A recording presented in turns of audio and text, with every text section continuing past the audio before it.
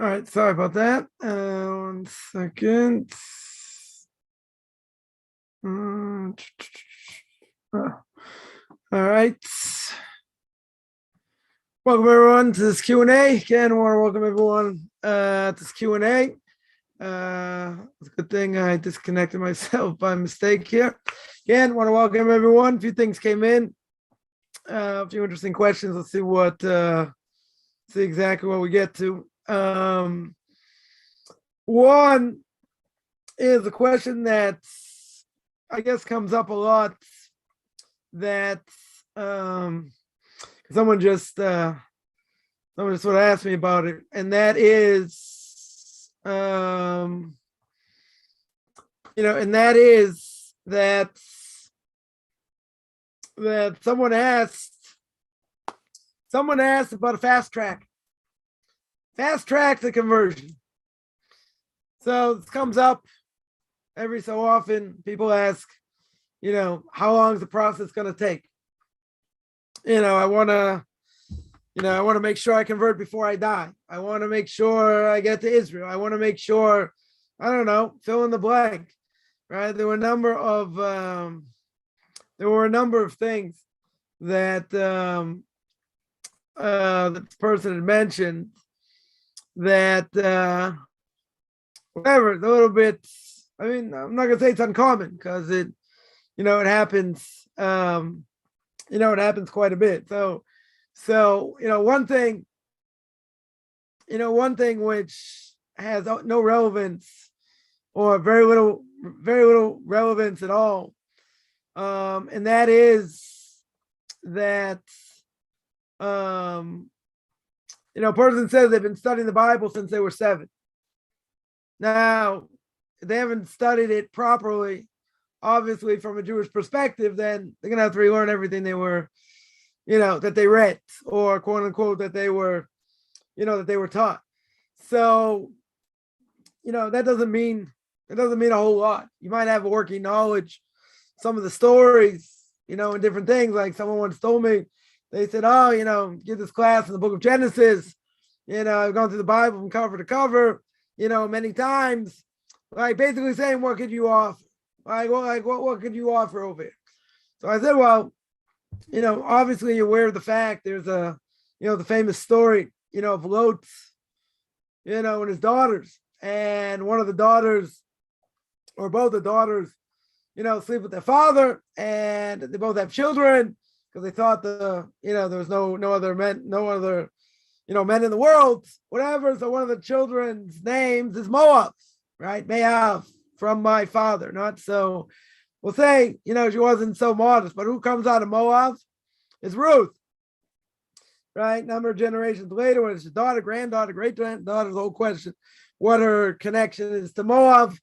Regardless, who comes out of Ruth is King David. So basically, both for the Christians and for the Jews, right? King David's pretty significant. That's where the Messiah is going to come from, right? Seemingly from the Christians also, even though if you go according to the Gospels, they are, the names who they go through, not exactly the same. So there are different issues, but both agree that, King David's pretty significant, and King David comes from Ruth.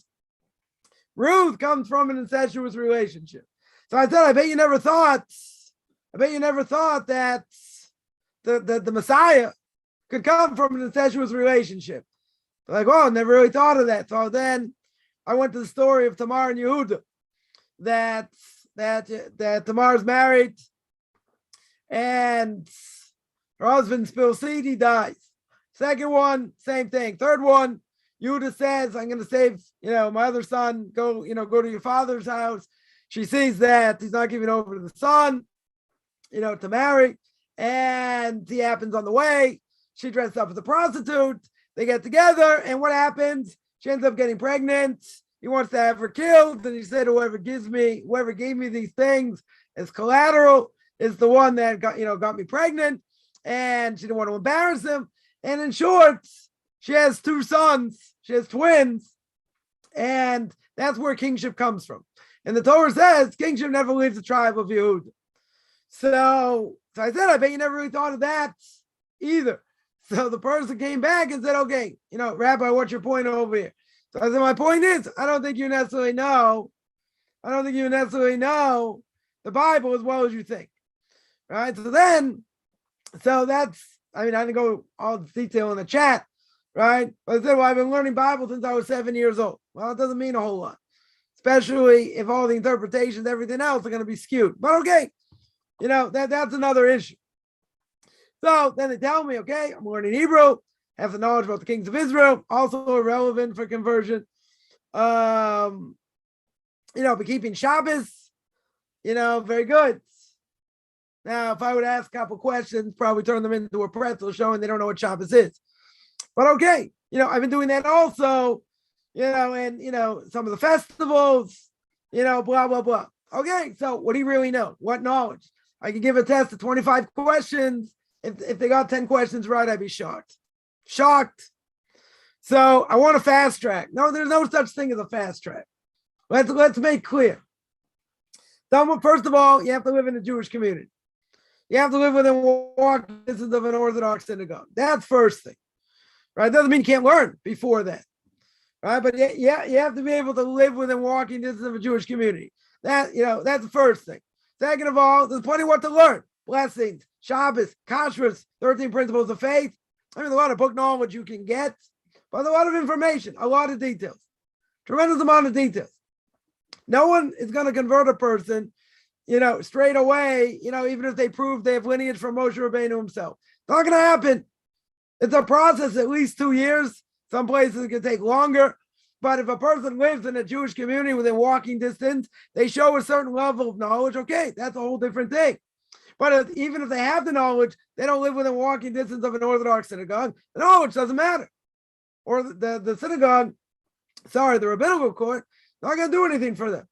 Because they're going to say, where do you live? They say, well, I live in Sioux City. That's beautiful. You live in Sioux City. There are any Jews there? They say, no, but there are a lot of water buffalo. Like, great, a lot of water buffalo? No Jews? Next. They're not going to take a person seriously if they don't live within a Jewish community. Right? So someone said, so I said, well, did you contact this base? And they said, yeah. They told me to read a few books. Very good. They're not going to deal with you. They just said, read a few books and, we'll see what happens. So that they push them off. They'll read, they'll read a few books. Very good. They still don't live in a Jewish community. So learning is good. Learning 100% is crucial. You're not going to get anywhere without learning. But for a person to think they're going to convert straight away or, there's going to be a fast track, that doesn't exist. Doesn't exist. Some places, it can take you 5 years. Even if you live within walking distance of an Orthodox synagogue. Now, I think that's a little bit much, right? But, in certain places, they make them go through everything and through hoops and all kinds of things. So it can take 5 years. I'm not saying it has to. Minimal amount of time in general is usually a couple years. It's usually a couple years. But even so, you have to be able to move. You have to live in a Jewish community, right? You have to have the requisite knowledge. Doesn't mean you have to know everything by heart. Doesn't mean that you have to know every last detail. Doesn't mean that. You have to have a certain working knowledge of Torah, right? They want to see, you know something about the festivals. They want to see, something about Shabbos. You know how to keep Shabbos. Because if you don't know how to keep Shabbos in general, why are they going to convert you? If they see you're weak in that area. Like someone sent me earlier, a question about Passover. It's a good question. Right? Passover this year comes out on Shabbos, Saturday night. Passover comes up. So they say, what do you do about bread? What do you do about eating bread? You have to eat bread on Shabbos. Right? It's going to be Passover Saturday night. Right? 35 minutes after sundown. But you have to eat bread. So what do you do? And what do you do about Havdalah? Good questions. Very good questions. So what's the answer? The answer is you have to eat bread on Shabbos. Right? Now, I would tell people that, if they're going to eat bread over here, eat pita. Why? It doesn't crumble. So you buy a bunch of pitas. You make a motzi on pita. You have one meal Friday night, and by a certain time in the morning on Shabbos, you're not allowed to eat chametz. You're not allowed to eat any leavened product. So basically, your house has to be clean for Passover, and you're going to eat on Passover dishes and Passover. What do you call it? You're going to cook in Passover pans and pots and whatever. So what are you going to do with the pita? How are you going to eat pita if everything is for Passover? So you should eat pita, let's say, on the table, over the table, or the plastic, right? Put a plastic tablecloth down. Eat over paper plates. And then whatever you have left over, from the pita. So in the morning, Shabbos morning, you can have 2 meals because there's only a certain amount of time you can eat bread. So you have a meal early. So what do you eat? You make kiddush. You have challah. Maybe you'll eat fish. You bench. You say grace after meals. Go outside. Go for a walk. Wait 20 minutes, half an hour, something like that. Then have your cholent. Then have your next meal. Right? You eat the pita. So what are you going to do? You're going to say, oh, but I made cholent in my Passover pot. So what do? So again, if I eat over plastic, I throw away the plastic. Right? If there are any crumbs or whatever, I flush them. Flush them down the toilet because you can't get benefit from it. Right? You can't leave it in the trash because even if you take out the trash, it's still part of your possession. So if you have leftover pita, you flush it. So you have to know, you should know how much to buy, whatever, because you can't get benefit from it. Right? So you have 2 quick meals, and then you're not allowed to eat chametz the rest of the day. Right? Chametz is not even gotten rid of. So everything should be kosher beforehand. So, comes Friday. I mean, it should be kosher before that. But let's say comes Friday before Passover, your whole house should be ready for Passover. You should have Passover dishes, Passover pots, right? You're cooking your cholent, you're cooking your fish, whatever, in a Passover pot. You don't have your regular pots anymore. You're not going to use them. And you have to sell your chametz beforehand. You have to sell your chametz during the week. Right? You're not allowed to have chametz in your possession, so you're going to sell them to a non-Jew, technically speaking.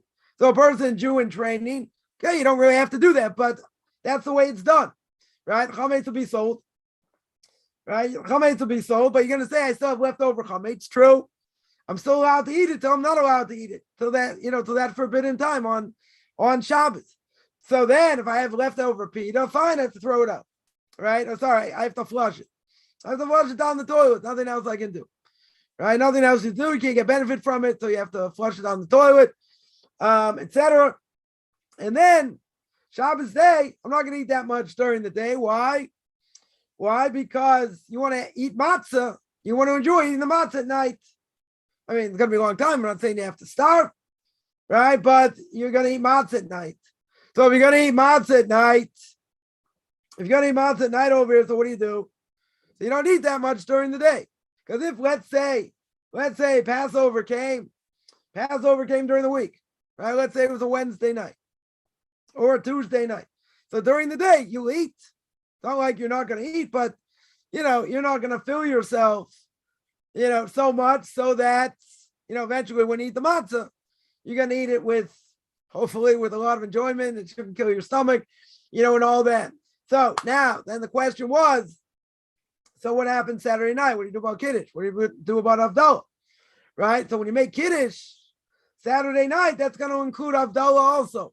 You have to make Havdalah. It's part of, you're making Kiddush, right? That's the first cup of wine or grape juice that you drink, right? Kadesh or Chatz, right? Kadesh means you make Kiddush, or Chatz, then you wash your hands, and then you tell over the story, Magid, you tell over the story of Passover. But all that being said, so what about Havdalah? So you make Havdalah as part of Kiddush. And in every Haggadah, it'll say, if Passover Saturday night, insert this, right? You'll say Havdalah. That means you have to have a pre-existing flame, right? You have to take the candles, etc. You have to make sure the candles don't go out, whatever, but you make Havdalah as part of Kiddush. So someone asked, so why do I mention all this? Because someone asked me how you do it. What do you have to do over here? How can it be done if you're going to eat bread? You have to eat bread, right? You can't eat matzah, right? That was, I forgot to mention, right? Someone can say, so let me eat matzah. Why can't I eat matzah on this Shabbos? Because matzah has to be only eaten on Passover. You can't eat, you're not, there is a question, can I eat egg matzah? Egg matzah is what we call matzah shira, right? It's called rich matzah, so to speak. Why? Because there are eggs in it. Well, how do you make matzah in general? It's flour and water. All it is flour and water. And from beginning of the process to the end, cannot last more than 18 minutes. If anything over 18 minutes, rabbis tell us it's chametz, can't eat it. So I know somebody once told me they bought matzah for Passover, and then they found out on the package it says, don't, only use for during the year, don't use for Passover. So the person asked me, how can that be? How can it be? Matzah's matzah. No.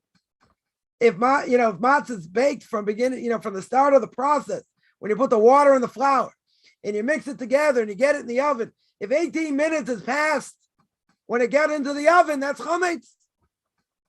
Right? It's chametz. You can't eat it for Passover. Right? So someone said, how can it be? So I explained to them. They're like, yeah, whatever. It's not matzah. It looks like matzah, but anything after 18 minutes, it's called leavened. Can't eat it for Passover. So in any case, there's a question, could I eat matzah, shira, chocolate-covered matzah, or egg matzah, let's say, and that'll take care of the problem. I don't have to worry about pita. You're not allowed to eat it. You're not allowed to eat it. You're not allowed to eat it before Passover. Not only that, a person shouldn't eat anything with matzah meal before Passover. Let's say made matzah balls. Matzah ball soup, how are you going to make it? You're going to make it with matzah meal, right? So that's, if you make it with matzah meal, it's a problem. It's a problem to eat it before the holiday. You can eat others, and plenty of other things you can eat. You can eat fish, you can eat meat, all kinds of other things you can eat for Passover. Problem is, this would make it a lot easier. I won't have any bread. I won't have any pita in my house now. It's finished. Right? But that's what you have to do. Now, I guarantee if I would ask this person this question, okay, Passover comes Saturday night. Don't you know you have to eat bread before Passover? True. Shabbos, you have to have bread. Right? So my question would be, okay, you've learned about this, you learned about that. I bet you never learned about that. Guarantee you haven't learned about that. That's something you'd have to know. Right? If you're going to keep Passover, that's something you have to know. It's not something, take me on the fast track. It takes time. It takes a lot of time. There's a lot of information. I've had people go through my classes more than one cycle, which is about, cycles about, let's say 120 classes or so, 125 classes. So there's certain things people know better, certain things maybe not, but it's complicated. There's a ton of information. I'm not saying a person has to go through, classes for that long. Right? But I'm saying there's a lot of information. So you want a fast track, it's going to come back to bite you. Why do I say it's going to come back to bite you? Because if you don't know what you're doing in general, you just say, wow, let me get all this information, in 6 months. But you're not going to know all the information. It's not possible. There's just too much information. And not only that, if you go in front of a rabbinical court, in front of a beis din, and the beis din starts asking you questions and you can't answer, I'm not saying you have to know everything. Doesn't mean you have to know everything. But if they see you don't have enough knowledge in certain things, then they're gonna, they're obviously not gonna convert you because it's not a benefit. It's not a benefit over here. Does it mean I have to know every last thing about everything? No. It's good, but they're not looking for that. They want to see you have basic knowledge in Shabbos. You have a blech, you have a hot plate. You have soup on a hot plate. And you want to have soup Friday nights. You take off the soup and you want to put it back. Let's say you want to have soup later. Let's say it's winter, Shabbos comes in early. I want soup later. Okay, very good. Am I allowed to put it back on my hot plate? Do I have to hold it? I'm not allowed to hold it. What if it totally cools off? What if it's now ice cold? Right? These are things you have to know on a weekly basis what to do.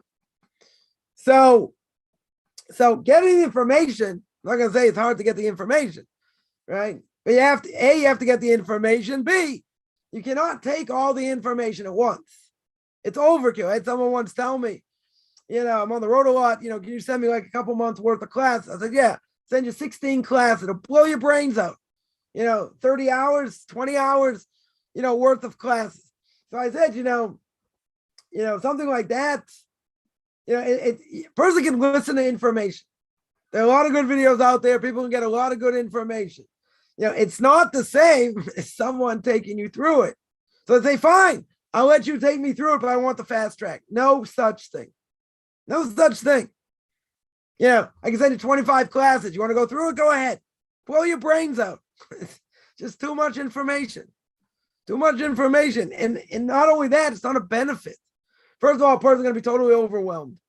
They're going to say, wow, I can't get this stuff down. There's just way too much information. Yeah, you have to take things in sound bites. You cannot do things all at once. It's impossible. You have to get, certain things down. There are things that come on a regular basis. Shabbos, kashrus, blessings, right? Blessings and Shabbos. Shabbos comes once a week. Blessings come every day. So blessings come every day if they know what to do, right? I can't just say, wow, I'll eat bread. That's a good idea. I'll eat bread. I'll take care of all my issues. But yeah, you have to know what to do.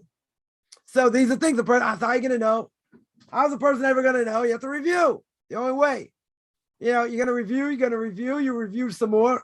And that's the way it goes, right? It's not something, that happens, that happens overnight. And, and people have to realize that it's not something that happens overnight. And if it would happen overnight, then it's not worth it. Because then it's too easy. And if it's too easy, like we always say, we're not necessarily looking for converts. If someone proves that they're the real deal, fine, right? But at the end of the day, no one said it's supposed to be easy. I read a book, someone who converted, and what happened? He started out Reform, and then upgraded to conservative. Read a few more books, and they saw that this can't be the truth for any number of reasons. And then once they found out, what the truth was, okay, it's a whole story. Going through information and understanding, and there's a lot there. There's a lot there, but realize once somebody converts, they go through the process, they finish, then it's for real. So if you don't know what you're doing at a certain level, then the basin's not doing the service by converting you. Now, there might be some underlying things that maybe a rabbinical court may push it through a fast track for certain reasons. Right? There could be certain circumstances that would be the case. But in general, it's not a service. It's a disservice to them, right? To anyone going through the process. And the Gemara says, Gemara brings down, why is it that converts seem to have such a hard time in general? Because they don't learn enough what they're supposed to. You tell me, the Talmud says you only teach them a little bit, some of the stringencies, some of the leniencies, and then they can convert. That's great. The only problem is no one's going to be able to do that today. Because they also, what changed? A lot of things that changed, right? 200-300 years ago, a non-Jew could have come to a Jewish community, learned things by osmosis. Today, that's not the case. Totally not the case. So if someone converts and they haven't really mastered what they really need to in general. Again, it doesn't mean it's going to take you 10 years. Right, but at the same time, you have to have a certain level of knowledge. So not having that basic knowledge is it's going to work against you. And a beis din who would convert somebody without having certain level of knowledge, they're irresponsible. I don't care who they are; they're irresponsible, unless there are other things going on. Which leads to another point, which someone asked me earlier.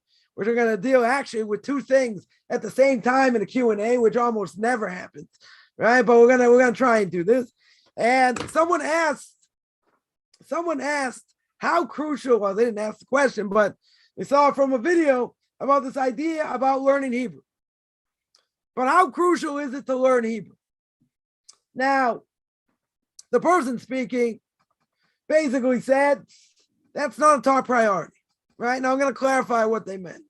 I mean, they said it pretty explicit. Why isn't it a top priority? Because someone who's a returning to Judaism, someone who grew up not religious becomes religious, or a potential convert, what do they need to do? They need to learn how to keep Shabbos. They need to know how to say blessings. They need to know how to keep kosher. There are a lot of things. There are a lot of things they need to know. Hebrew. Now, why would we say Hebrew's not a top priority. It's not a top priority because these other things are more important. Oh, someone's going to say, so what about prayer? Isn't prayer pretty crucial? You have to learn how to pray also. It's also true. Now, prayer, we could say, there's the Rambam. The Rambam says clear that the Torah obligation, there's a Torah obligation to pray. And what the Rambam says, Torah obligation to pray. What I say, when I say, what time of the day, and all that, that's all rabbinical. Everything about prayer except the obligation to pray is basically rabbinical. So now, someone's going to say, but don't I need to know how to follow a service in synagogue? Yes. Don't I need to know how to read from a prayer book, how to bench, say grace after meals? Yes. Don't I have to know how to pray? Yeah, you have to know how to pray. But in the bigger scheme of things, what this person was saying is it's not a top 5 priority. Because if a person only has a certain amount of time to learn, let's say a person had an hour a day to learn, maybe 2 hours a day to learn. So you're going to focus on Shabbos, blessings, other things. If a person comes and says, I want to spend 20 minutes a day, 20 minutes a day learning Hebrew, okay. Right? But if you're spending 2 hours a day learning Hebrew, you're not going to know how to do anything. It's important. Again, speaking Hebrew, not important.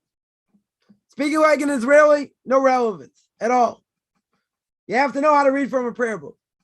You have to know how to follow a service. Right? You have to know how to pray. Can you pray in whatever language you understand? 100%. You can pray in any language you understand. It's better to pray in Hebrew. Okay. Right? But again, the point was, what takes priority? Is learning Hebrew a priority for prayer and everything else? Or do I have to learn other things first? Now, Hebrew is the gateway to learning Torah. No question. A person wants to learn Chumash, Talmud, other things. You have to have a basis of Hebrew. Right? That's for sure. But that's not for now. Learning Chumash is good. Not saying not. But again, in the bigger scheme of things, Shabbos comes first. Kashrus comes first. Right? You have to find time to learn Chumash. You should learn Chumash every week and understand what the Parsha is saying, and what God wants from us in general. Want to delve into it more? Fine. Plenty of things in English to learn. Plenty. Go on to artscroll.com, feldheim.com. Millions of books. Millions of books out there. In the language you understand. So you have to so the point was, you have to prioritize and learn Hebrew? No. You don't have to. You could gain a lot more, even if you don't understand Hebrew, by learning the language you understand. And then eventually you get to it. But a person says, I really want to learn it, whatever, fine. But don't spend, if you have a certain amount of time to learn, don't spend all your time learning it. That's the point. That was the point that was being made. Not don't ever learn it. Obviously, you have to learn it at some point. Right? But the other point was, if a person's learning 12 hours a day and he's in yeshiva and different things, that's a different issue. Then okay. Then you're going to break your head doing that. But also the point was, if a person's learning Talmud, learning English, you're not going to break your head trying to learn the Aramaic. Not going to happen. Right? For all you men out there are going to learn Talmud eventually. You learn through art school, it's a lot easier. If a person has hours and hours on end and they're going to learn, okay, then you have to learn how to learn properly. Learning art school is a crutch. I get it. Definitely a crutch. But if you're starting out to learn in English, that for sure learn in English. Not all the commentaries are going to be in English for sure. Right? But if you want to get the basic give and take, more or less, that's how you're going to do it. But if you're going to sit there and break your head on Hebrew, you're not going to get anything. Right? That was the point. You're not going to get anything out of it. Zero. Maybe over a couple weeks, maybe you went through a couple lines. It's not going to be worth anything. You want to cover ground also, but depends how much time a person has, right? Definitely depends how much time a person has.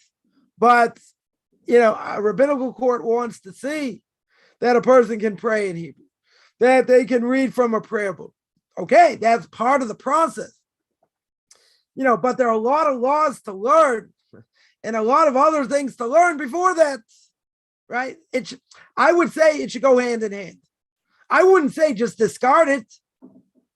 I wouldn't say that, right? If you have a certain amount of time and you want to do that as well for a portion of the time, the majority of the time is learning the laws of Shabbos, learning the blessings. That's the majority of the time. 20 minutes you want to spend learning Hebrew also? Okay, I don't have an issue with that. But it has to go hand in hand.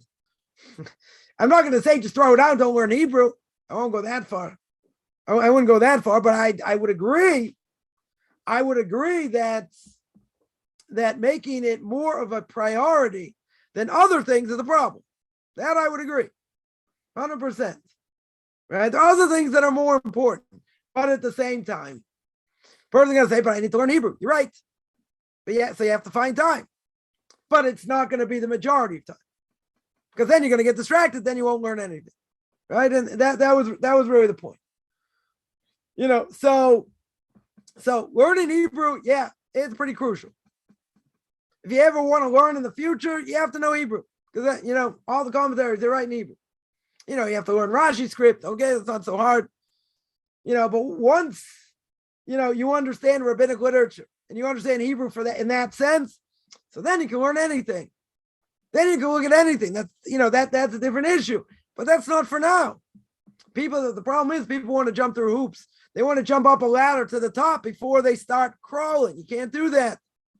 You can't do that. I remember when I was first learning how to learn, Gemara, learning Talmud. And, I knew how to read Hebrew.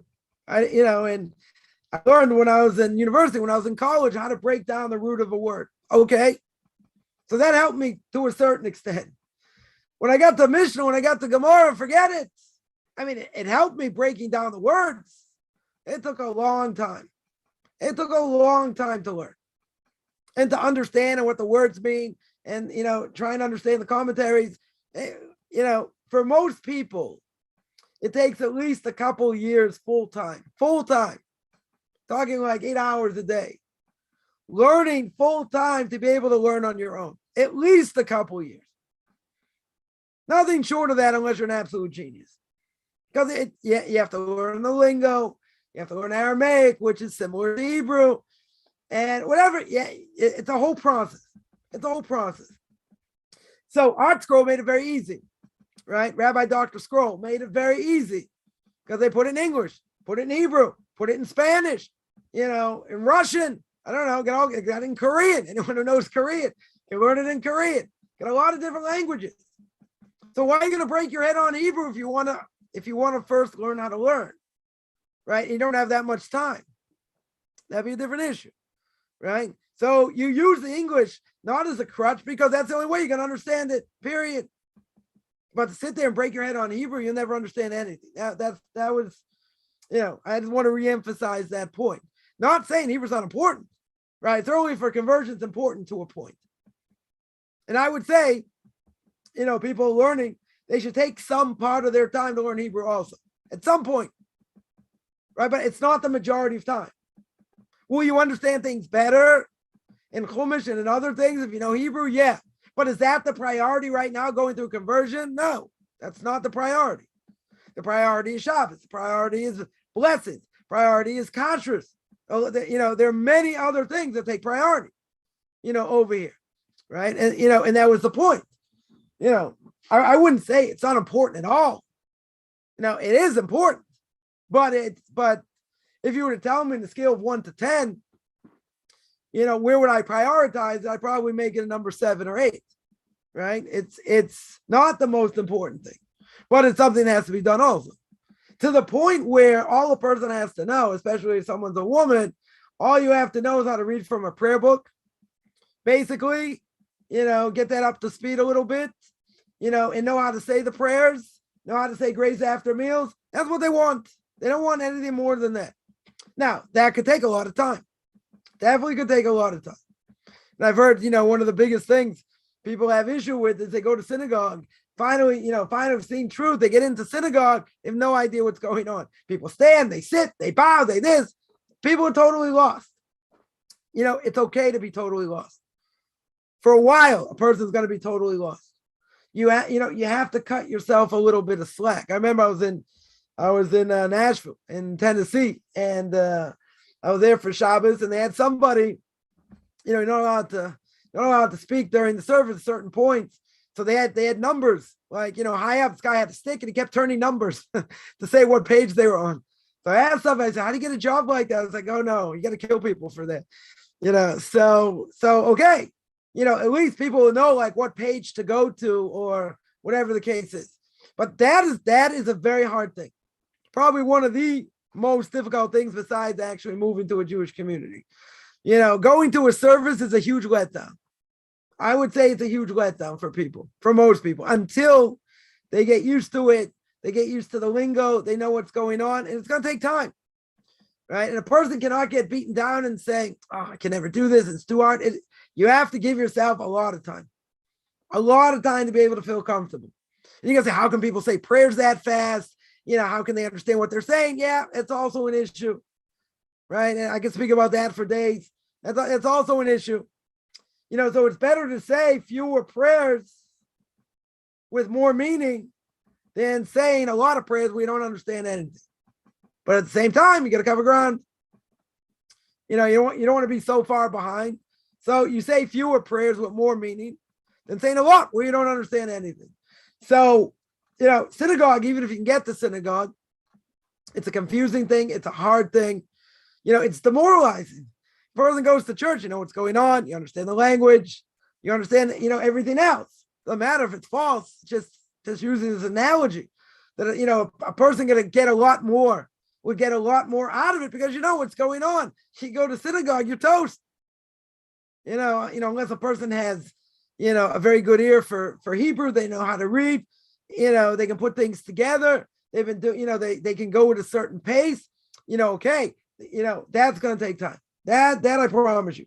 That I promise is going to take time over here. So a person in this process, I would say, you have to give yourself a certain amount of time. A, because there's just a lot of things you need to know. And B,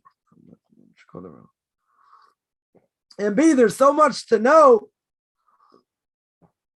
that you can't do everything at once, because everything we do, everything we learn, they're building blocks. They're building blocks. If you do too much, it's overkill. Your mind won't be able to take it. I'm not saying you can't listen to other classes, and there's all kinds of Jewish biographies to read and Jewish history, and there's a lot of things you can blow your brains out. Musar, plenty of things. Now, someone will say, I put on my syllabus certain books. You're going to say, you need that for conversion? No, not obligated for it in conversion, right? Let's say Path of the Just or Derech Hashem. These are books to understand Musar, to understand what we're doing here in the world, purpose of man, the purpose of life, purpose of the nations, reincarnation, how the soul works. These things are pretty crucial. Does it matter for conversion? No. It's like, for me, I put it on there because, someone will say, well, is that a priority? I would say the 39 malachas, 39 categories, forbidden categories on Shabbos by Rabbi Ribiat. Yeah, that's a priority. That's a very good book, soup to nuts, no pun intended, on the laws of Shabbos. Right, the 3 volumes, I think, probably the most expensive book on the list, but you could actually hurt someone with these books. These are pretty thick books. That's a priority. Knowing the laws of Shabbos is a priority. These other things are good. Knowing the purpose of man, what we're doing here, reincarnation, Musar, yeah, these things are also important. But, on a scale of 1 to 10, they're probably number 10 over here, or they're down. They're very down on the list because Shabbos comes first, blessings comes first, kashrus comes first. These other things, if I have time to read and to listen to this, it's also beneficial. All the information is beneficial. The question from all this is, what's the priority? What am I prioritizing, over here? And again, I'm not going to say Hebrew's not important. It's just, it's not in the top 5. It's probably not in the top 7. But the person says, I want to pray in Hebrew. Okay. But it should not come at the expense of other things that are more important. I would say, okay, you want to learn 20 minutes a day, good. You want to learn half an hour a day, you got more time to learn, fine.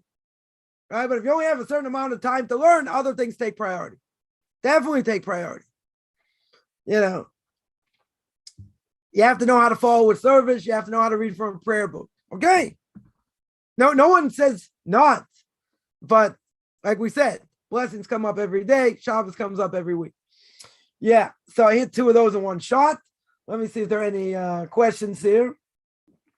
A person also, one thing to realize, someone here points out, is that someone can be so gung-ho and so ready, and they want to jump in. That's also the way of the evil inclination.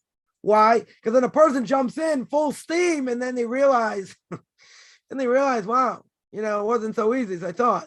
There's so much to know. There's so much information, right? So much other things over here. And then they get a little bit depressed. They say, wow, how can a person know all this?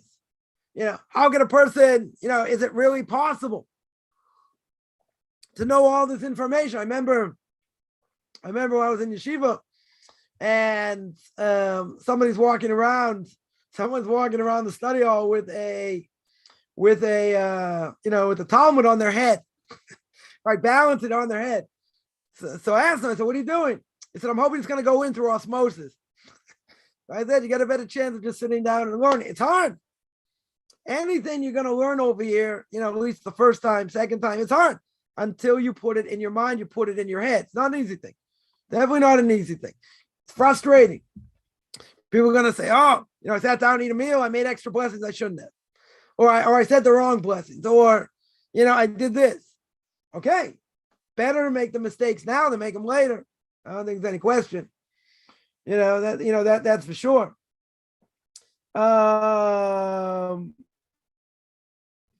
Someone asked, should I feel rushed? Why should you feel rushed? Like someone said, I want to convert, get to Israel before, any of these, I don't know, what was the exact language? Let's see, make sure I quote it properly. So someone doesn't have my head here. Let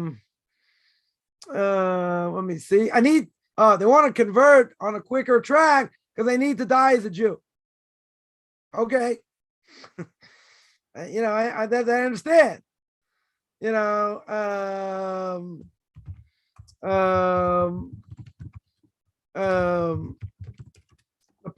point is that yeah, I understand a person, wants a fast track or, wants to feel, they want to do it quicker or, whatever the case is. I'm telling you, it's not a benefit. It's not a benefit in any way unless you get the information down. If a person knows the information of Shabbos backwards and forwards and this and that, and they feel that they're ready, it's one thing. But it's not going to happen in 6 months. I don't believe it's going to happen in 6 months. You got to get used to keeping Shabbos. Forget about living in a community. You have to know the ins and outs of the laws. What you're allowed to do, not allowed to do, cooking, returning things to the fire, not returning things to the fire, muksa, things you're not allowed to touch. What happens, what happens you left your cell phone on your bed? You want to go to sleep, you don't want your cell phone on your bed. You allowed to move it? What about a hammer? You had a hammer on the table. Use your hammer, let's say, to crack walnuts because you couldn't find a walnut cracker. Right? So what happens? You have a hammer on your table. Now, a hammer's useless. Totally useless now. I'm not going to use it for walnuts. All right? Am I allowed to move it? All right, tell me I need the space. Oh, that might be okay. Right? I need the space. So if I need the space, I'm allowed to move it. Right? But not everything. If I need the space, I'm allowed to move. Give an example. A person has something on the wall, a picture. You got a picture. You don't want the picture to get ruined. Let's say you got a leak. Water's coming down. Right? It's raining, cats and dogs. You got a leak. The picture can get ruined. Am I allowed to move the picture on Shabbos? No. Why aren't you allowed to move the picture on Shabbos? Because the picture you never move. That's why it's on the wall. You have never, ever intention to move it. So now if I want to move it to save it, let's say I had something in the sun and now I'm afraid it's going to get ruined. And I want to move it into the shade, not allowed to. Right? These are things you might say they don't come up as often. Maybe they don't, but these are things you have to know. I'm not saying the basin's necessarily going to ask you on it. But again, should a person feel rushed? Again, unless someone really wants to marry a Jew, or, God forbid, or because anyone in the process, if you want to get married, you wait till after your conversion, because unless the person, you're dating or whatever wants to go in the same way. Otherwise, Basin's never going to convert you. So I get this a lot also. People say, but I'll let the person do whatever they want. I won't interfere. Basin's not going to care if you're going to interfere or not. They don't want it. They don't want it because there are other issues. There are a lot of other issues, right? But, there's a lot to learn. But as somebody points out, there are hundreds of hours of memorization. There's a ton of things to know. You're right. You're absolutely right. But if a person's been going through this, let's say for a couple of years, they're practicing blessings every day.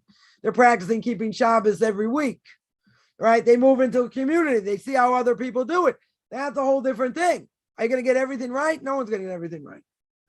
No one's going to get everything right. You'll make mistakes.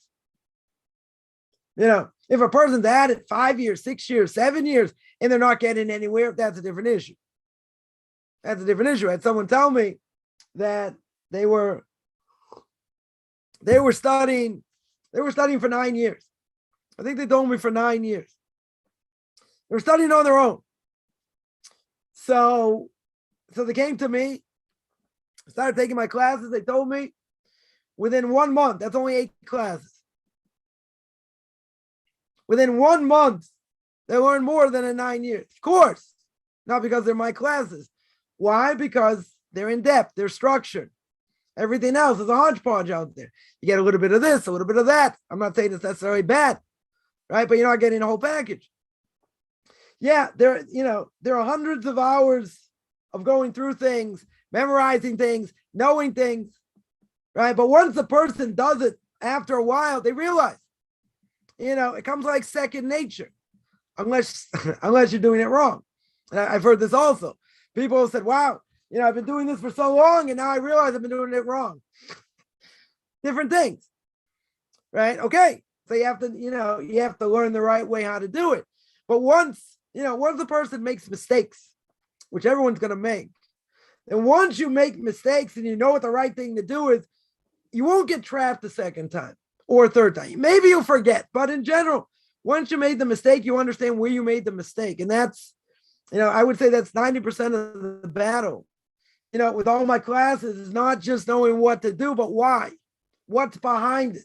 If you understand, just like many other things, if you understand the mechanics of how it works, then everything else seems to fall into line, fall into place. Now, does it mean you're going to get everything right every single time just because you know how it works? No, doesn't necessarily mean that. But once you understand the mechanics of how it works, okay, the rest is, the rest is detail. But once I understand that, it's a whole different world. So a person has to remember, okay, going to make a blessing over bread, right? I'll give an example. Person going to make a blessing over bread.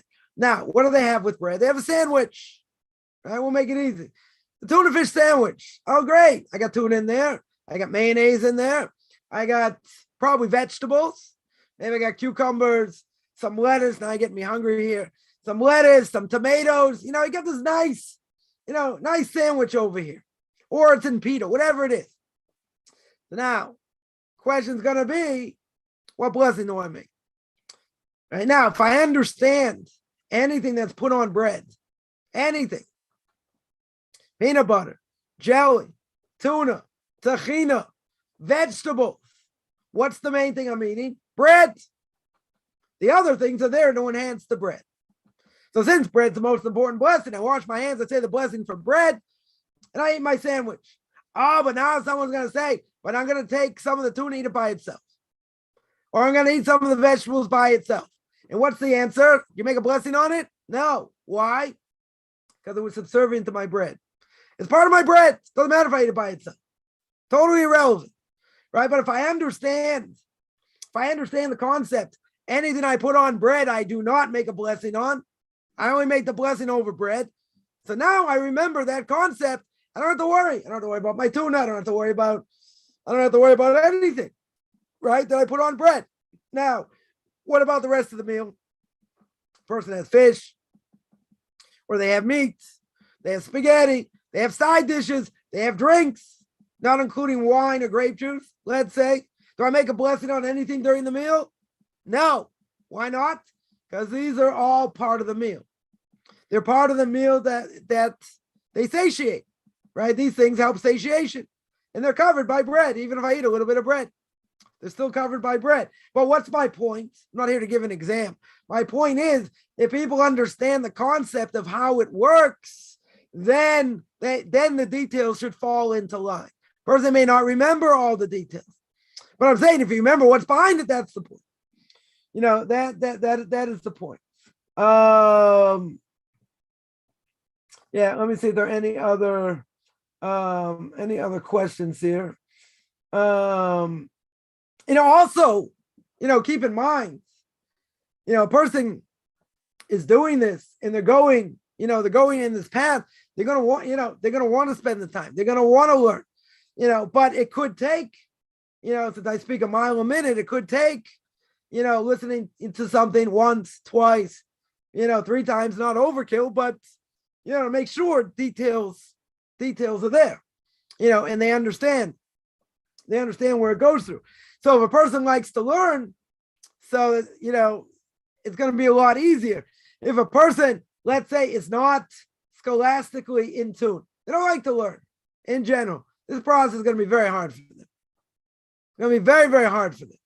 I'm not saying you have to be, an intellectual giant over here, but there are a lot of things you're going to have to read, right? A lot of books you're going to have to go through in general, and that you're going to want to go through just to, understand, whether it's about blessings, about history, Musar, other things, Shabbos, lot, they're just not a shortage. I happen to have a lot of, English books as well, and whatever language a person understands, you want to get the best knowledge possible. That's the whole point. And a person shouldn't hesitate to ask questions, because there are no stupid questions. How are you ever going to know what to do? If they have a question, let's say, someone speaks about a certain topic, but they don't cover X, and you can't figure out from what they say, is it permitted? Is it forbidden? So you should ask. 100% should ask, because that's the only way you're going to get information. Yeah,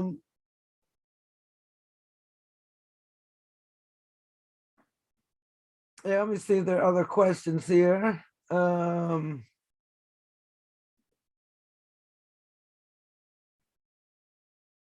Someone asks, class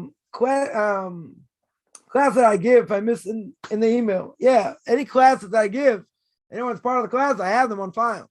I mean, they're all on file. Just have to, find them. But they don't disappear. They don't disappear. They're there for the long term.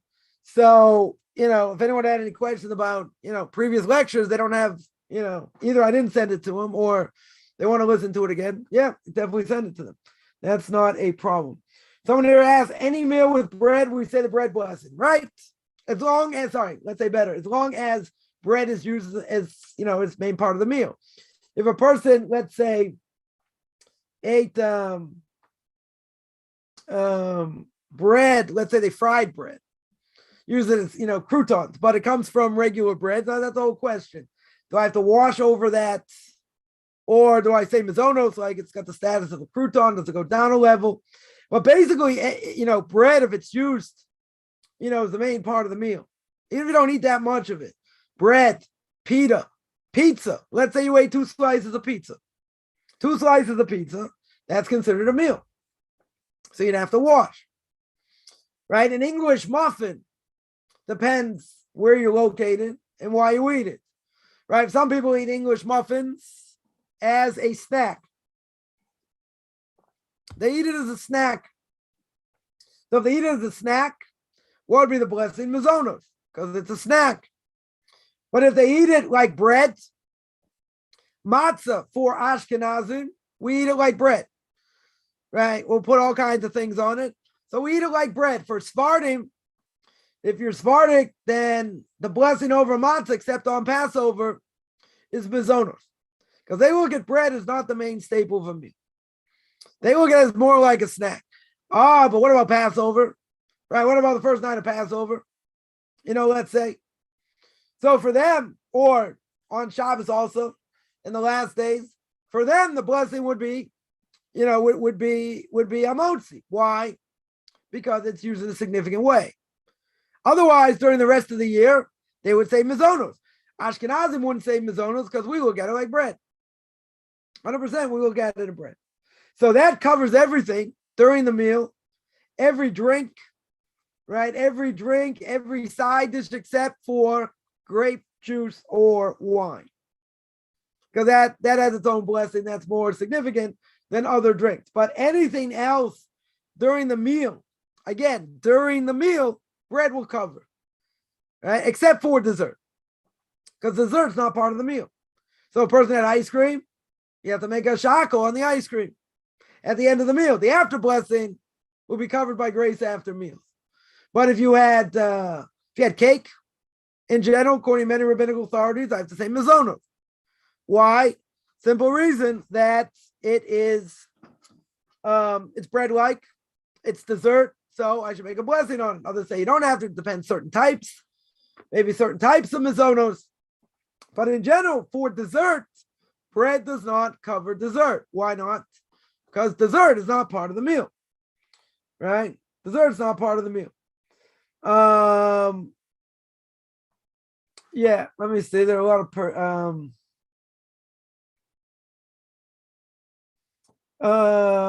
1 second. Can a person toss a towel cloth over a lamp to dim it? They don't have a Shabbos lamp. I wouldn't do it. Reason is you got to be careful because it might get hot and might burn. If that wouldn't be an issue, then you could cover it. Then that wouldn't be an issue. You're not putting it out, right? If you're not putting it out, obviously not a problem, right? But you could definitely, cover it. But I would be careful. Depends what type of bulb also, because I know that if you have a I forget what type of bulb it is, probably think of it later. There's a certain type of bulb that's extremely hot. You put a towel on that, you'll burn it. You'll burn it, it can cause the fire. That you have to be careful. I don't know if something like what's the word?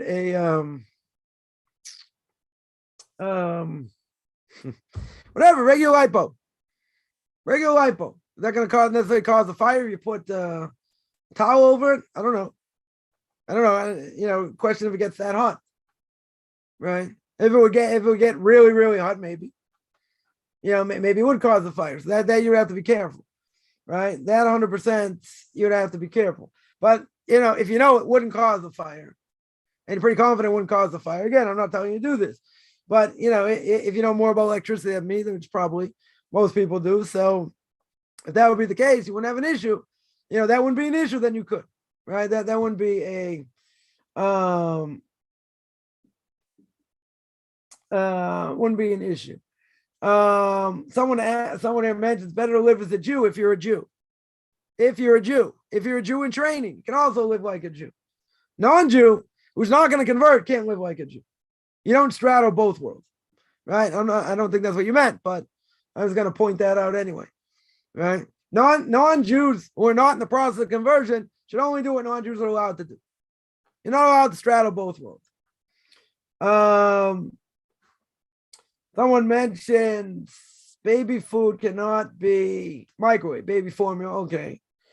So the person need a hot water urn, or let's say you want to use a thermos. Take hot water, put it in the thermos.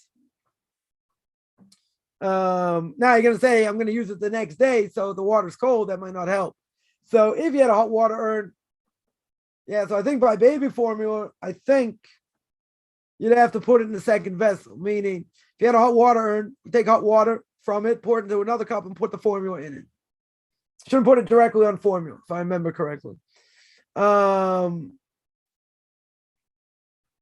Yeah, that would that's what you would have to do.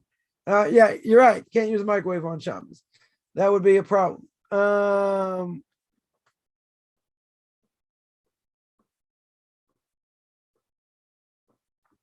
Torah points out that Sephardim are allowed to reheat food. Yeah, so there's a difference. If you have a hot plate, if you're Sephardic, you can put something directly on it. To reheat it, you can't put cold water and boil it. That's forbidden. Right? If the water is warm, that might be a different issue. Right? But technically, if you had something dry, let's say kugel, fish, if they didn't have a lot of liquid, or chicken, let's say, you wanted to reheat chicken, for a Sephardic person, you can put it straight on the hot plate. Ashkenazim, we don't do it because it looks like you're cooking. So for Ashkenazim, you have to put it on an upside down pot or upside down aluminum pan or something like that. Sephardic people don't have to do that. They can do it straight away on the plates, on the hot plate, because for them it's permissible. For us, it's a problem.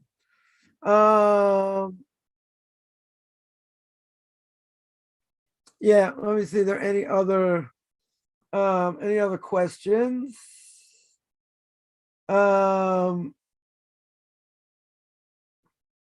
asked Yaakov, where is that? Should be in every prayer book where all the other blessings are. That's where it should be. If not, whatever, I can send the link to where all the blessings are. Someone there points out blessings are most confusing. They are definitely confusing. No question. Someone asked, raw flour or cooked flour count towards the bread blessing for thickening soups? No. Why not? Because that flour is not used in a significant way. The flour is there to thicken. If it's there to add taste, different issue. Let's say you put breadcrumbs or flour on chicken or fish, and it's thick. Then I have to make a mizonos. Why? Because it's there for taste. If it's a thin layer, I make a shackle. But even if it's thick, I don't make a mizon. I don't make an al-michi afterwards because not enough flour there for sure. But flour in general, if it's used in an insignificant way, a totally insignificant way, I don't make a blessing on it. Right? If it's there to fatten the soup, that's insignificant. In certain cereals, it could be used to hold the thing together. Also, I don't make a mizonos on it. Gefilte fish, right? Most rabbinical authorities hold, or hamburgers, same thing. Use flour to keep it together. I don't make a mizonos, make a shankel.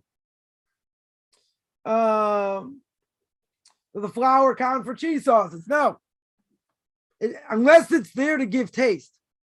If it's there to give taste, even a small amount, I have to say mizonos. If it's there only just to thicken the thing, and it's not used in a significant ways, I don't know about cheese, but if it's there to give off taste, you have to make mizonos. If not, you don't. Isn't there something safer than a hot plate?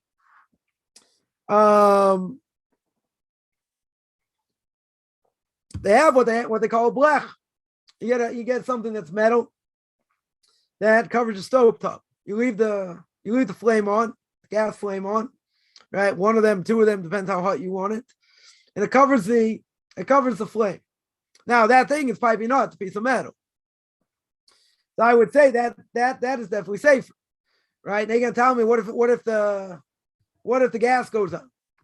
Okay, then you have to turn it off, right? If it's off, then you just turn the knob off because you don't want gas leaking, whatever, right? So that could be an issue. But in general, if you light the flame and you cover it with a metal plate, with a metal grate or whatever, whatever this blech is, it's made out of metal. So that would be safer. That would definitely be safer because you're not worried the flame is going to go anywhere. The flame's only going to make the metal thing hot. That's all it's going to do. Right? That's all. It's not going to do anything more than that. So therefore, that's probably, could be safer. Definitely could be safer, than a hot plate. But if it gets too hot, can you turn it down? No. There is a leniency. I think on a festival, I have to double check if it's a festival or on Shabbos. What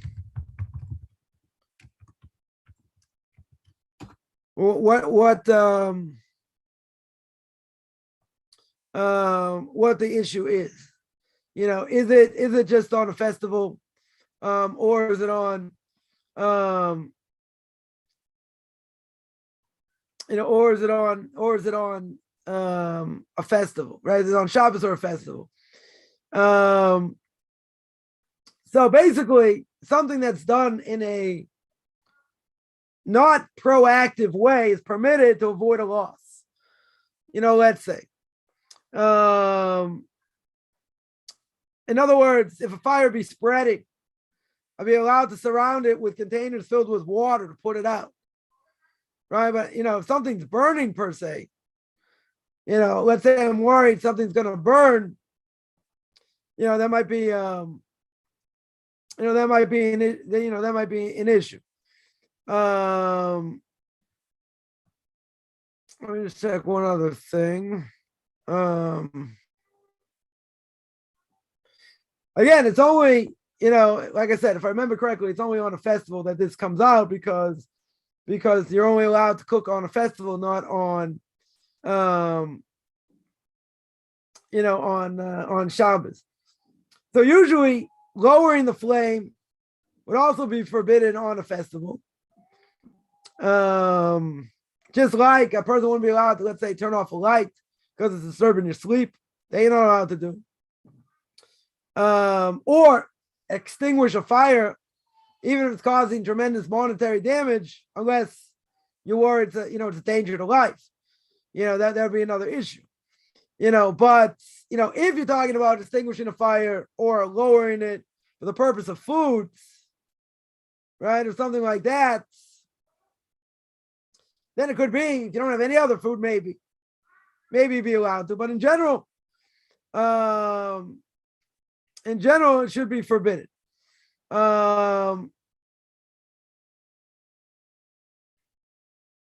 Some say, interesting, by a festival, you're allowed to cook as long as you have a pre-existing flame, right? So let's say you have a high flame. So some rabbinical authorities hold, instead of turning it down, I should turn on the gas of another flame. That would be better. That's what some rabbinical authorities hold.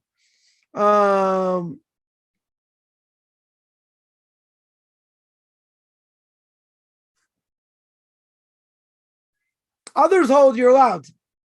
On a festival, not Shabbos. On Shabbos is a different issue, right? Festivals, what's the issue? The issue is I'm allowed to cook. Shabbos, I'm not allowed to cook. I'm totally not allowed to cook. So by Shabbos, I can't turn it up or down. By a festival, since I'm allowed to cook, there's a question, can I turn it down or not? Because I'm allowed to cook. Right? The difference of opinion. And we mentioned some may hold that it's better just to light another flame than to turn down that flame. All right, let's say.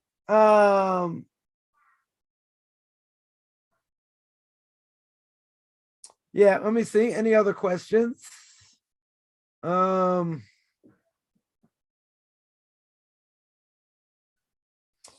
says they have a gas stove with a center hot plate with a fire underneath it. Yeah, if it's covered, you have to cover it. Right? It should be covered. Even if it's a normal, even if you use it as a hot plate. What are we worried about? It has to be covered. We're worried you're going to turn up and down the flame. So you're going to say, okay, if I cover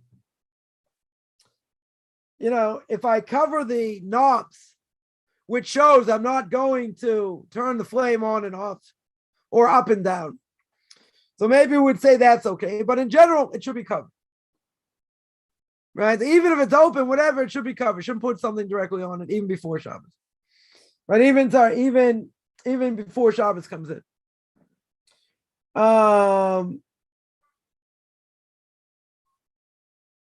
Yeah. Any other questions?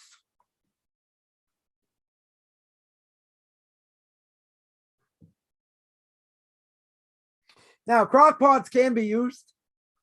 You just got to make sure you don't turn it up and down, right? If it's got one, what do you call it? A knob that only has one temperature, good, right? If it has multiple temperatures, then you should cover the knob just to make sure you don't, you remember not to turn it up or down. So I make cholent in a crock pot. So at least on this crock pot, what's the problem? What does it have? It's got a dial for two things. Either you can make it piping hot, or you can keep it on low, but it's going to retain the heat. Right? So in such a case, what happens? I remember that, you got to remember to turn it on low, because otherwise you burn it. You burn the cholent. So I remember actually, it's happened on occasion that, forgot to turn it on the lowest thing, because otherwise it's totally going to burn. So since a crock pot is considered like a covered flame, even though the heating element's in the side or around, it's considered a covered flame.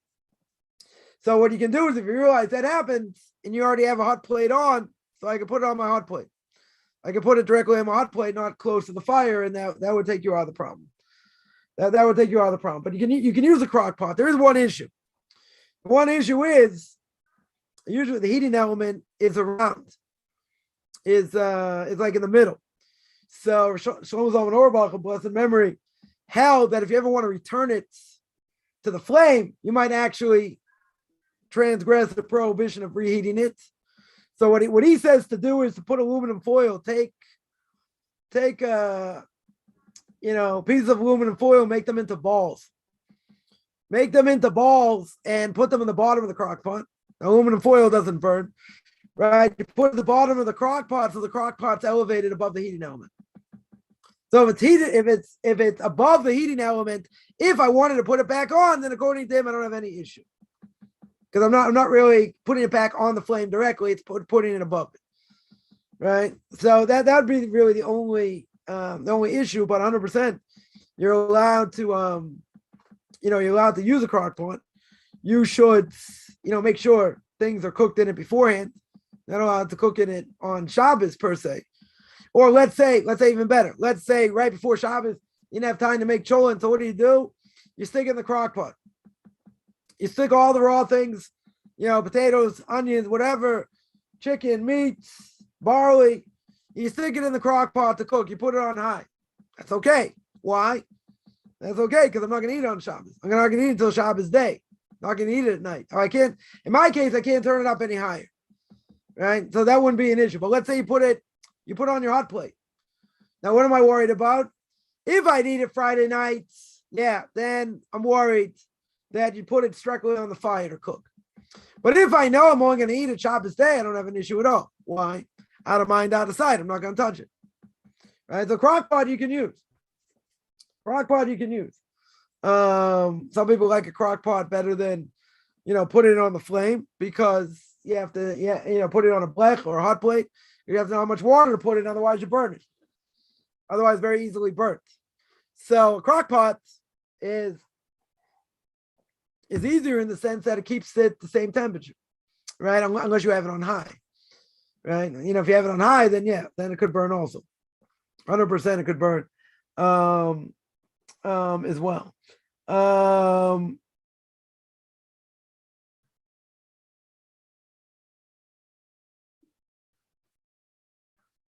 Somebody mentions that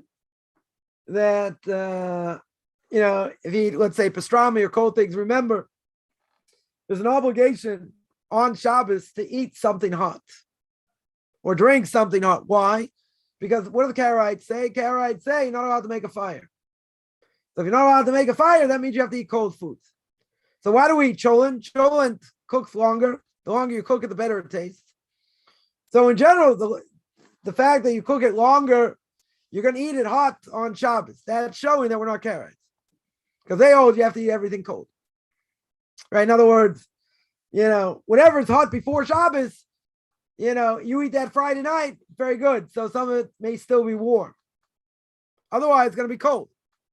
So in order to show we're not Karaite, we eat something hot on Shabbos, and that's where potentially where cholent came from, or the custom to eat cholent. Yeah. Also, one thing to mentioned before about putting, let's say, a towel or something, on a lamp. You can just, leave the lights on. Shabbos here, most people have what you call a Shabbos timer, turns on and off lights. Right? It's got a timer. You do that also. Or you just leave it on, or leave some lights on. Either leave them on a timer or leave them on, the whole time. You can do that also. Yeah. Any other questions?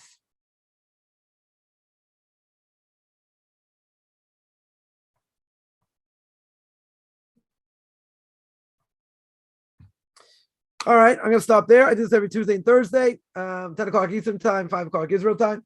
Anyone has any questions, find me on Facebook at Michael Chaim Kaufman or Beyond Orthodox Conversion Judaism. You can send me an email, rabbichaimkaufman@gmail.com, RBBICHAIMCOFFMAN @gmail.com. Wishing everyone a good